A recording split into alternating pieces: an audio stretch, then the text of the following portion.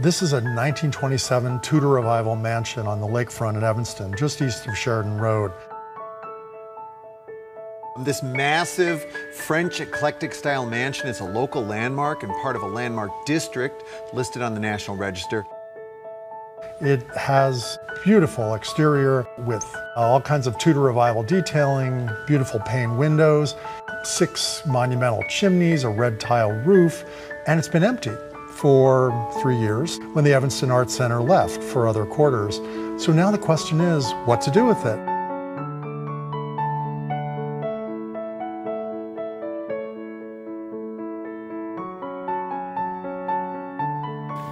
I had not been in the Harley Clarke mansion until Saturday, I'm sad to say, and I was struck by the building. I said, wow, this is a really cool building. It was undeniable. It was breathtaking. The landscape is by Jens Jensen, one of the 20th century's most important landscape architects. Landmarks Illinois included it on its list of most endangered historic places. Here's what Landmarks Illinois President Bonnie McDonald had to say about Jensen. Some might call him the equivalent to Frank Lloyd Wright in returning to an indigenous landscape and a reference to the prairie here in Illinois. So think of him as one of the most revolutionary landscape architects of his time.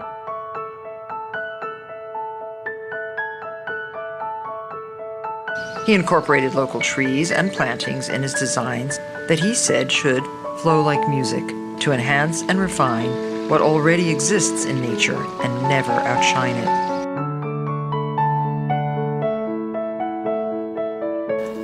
The interior of the building and the features in the interior of the building are really quite extraordinary, as is the exterior.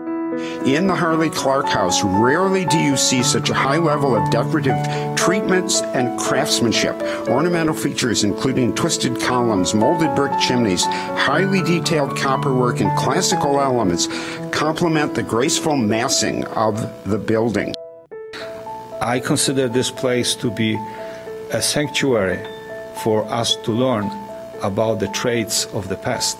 I consider this to be a place to learn about the quality, about the skill, about the pride of the craftsmen and craftswomen of the past. I consider this mansion to be a place to admire, enjoy, and learn from. Thank you. Thank you. Buildings provide shelter in all seasons, and in our houses, however humble, the solid walls of our dwellings allow for the installation of lights and heating systems that support our survival. Architecture, fine architecture, on the other hand, provides spaces that go beyond mere shelter. They house our spirits while encouraging them to roam and to soar, and this is what happens at Harley Clarke. As a public building now, Harley Clarke offers such experiences to the people of our community. No wonder that Audrey was inspired and empowered to feel she was an artist. No wonder that Ann Jeanette's field trips for Youth Job Center clients included the opportunity to experience the mansion. In one sense, our lives are our collected experiences. They shape who we are, the skills we develop, and the choices we make.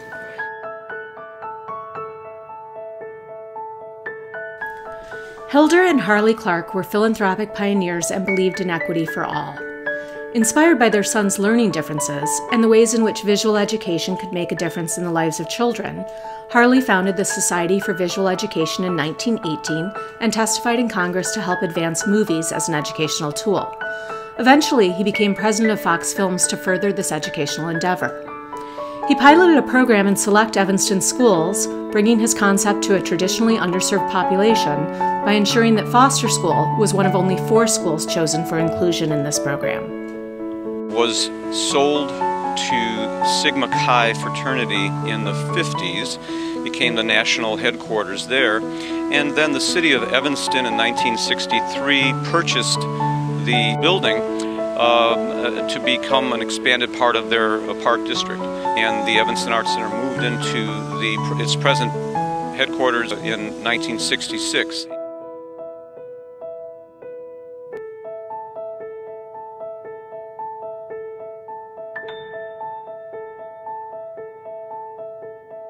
In a community that prizes being green and prizes our historic preservation, the idea that we would send a bulldozer at this building is shameful, just shameful.